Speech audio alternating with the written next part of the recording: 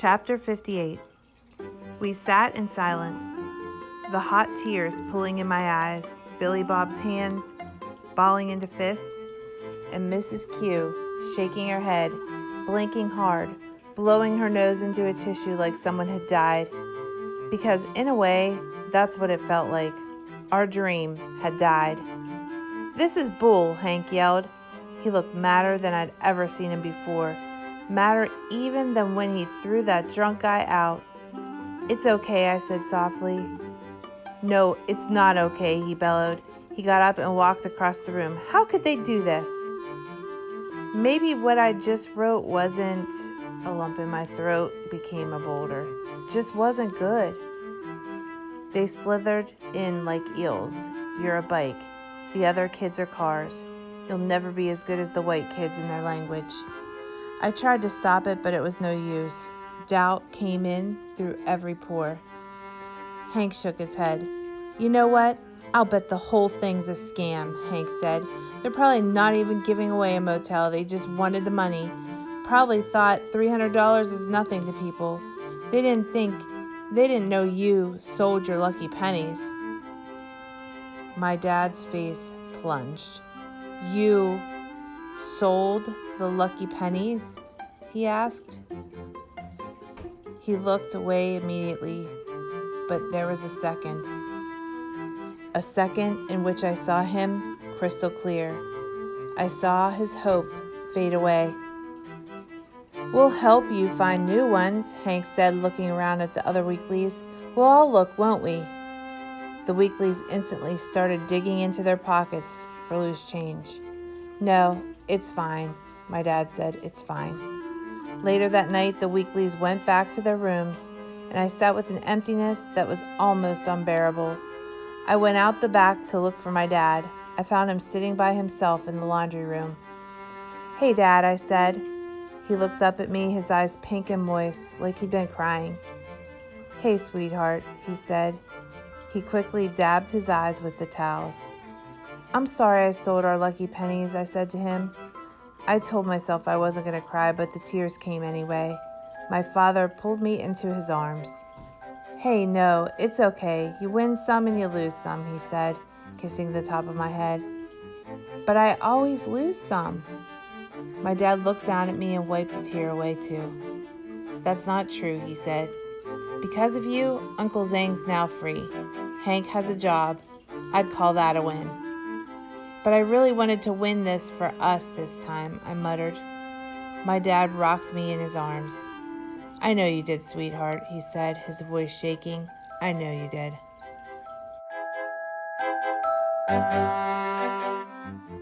Chapter 59.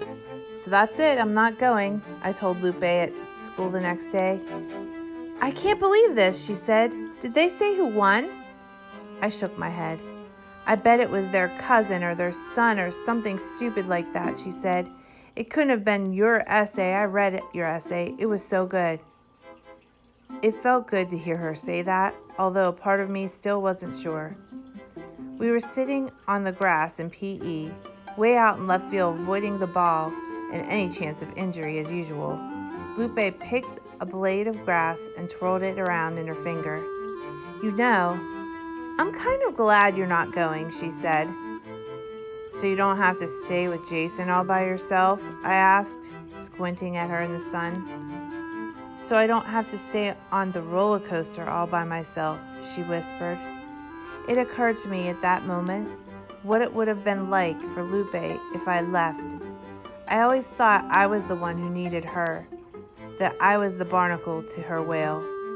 But it wasn't one way. We needed each other, me and Lupe. She had been trying to tell me this all along, but it never really hit me until now. "Well, you don't have to worry," I said. "I'm not going anywhere." Lupe smiled at me. "I'll be on the roller coaster for a long, long time," I said. Lupe shook her head. "Nope, you're not. You're getting off," she said. "We're both getting off, together." She put her hand on top of mine, and I looked down at our two hands on the grass. Later that day, after we had filed back into class, Mrs. Douglas turned to us and clapped our signal. As everyone sat up in their seats and listened up, She turned to me. Mia, will you please come up to the front of the class?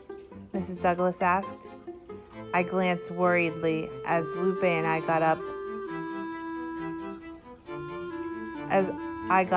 and walked over. Now, class, you all remember the stories I asked you to write a while back about a small moment in your life? Mrs. Douglas asked. My heart jumped into my throat.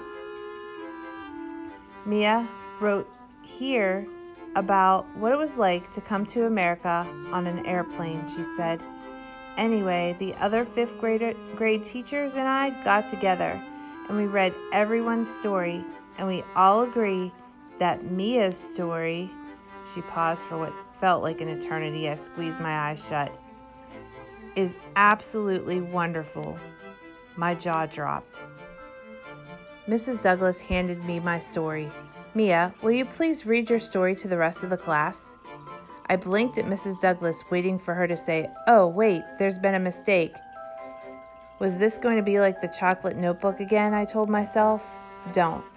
Do not feel warm and fuzzy, not yet. But then I snuck a peek down at my paper. There were red marks all over it, just like the last time, and lots of exclamation points. But they didn't scream bad grammar in shouty caps. They said things like, moved me to tears, and oh Mia, this is incredible. Go on, Mrs. Douglas said, read your story to the class. Right now, I asked. Mrs. Douglas nodded. With trembling hands, I took it from her and slowly began to read. As I read, my voice wavered. My throat was prickly, my lips dry. Still, I pushed forward in my tiny voice. When I finished reading, the whole room was silent. Everyone's eyes were on me. I stood so still.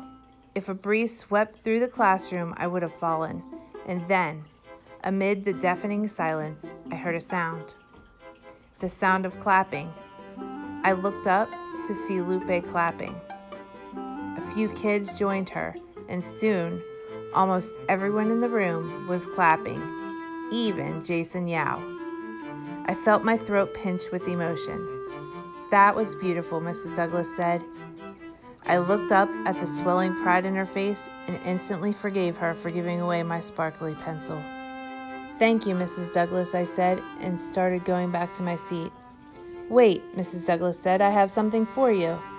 She reached inside her desk and pulled out a piece of paper which she handed to me. I peered at the words, Pizza Hut, written on it. 2 free pizzas at Pizza Hut for you and a friend, she said. I looked up at Mrs. Douglas. I looked into her eyes. Are you sure? Are you sure this hasn't been a terrible mistake? When enough time passed and I was finally sure she wasn't going to take it away, I looked over at Lupe. Her eyes sparkled with excitement.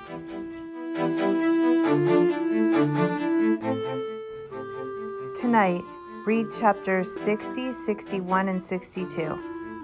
When you're finished, add to the discussion.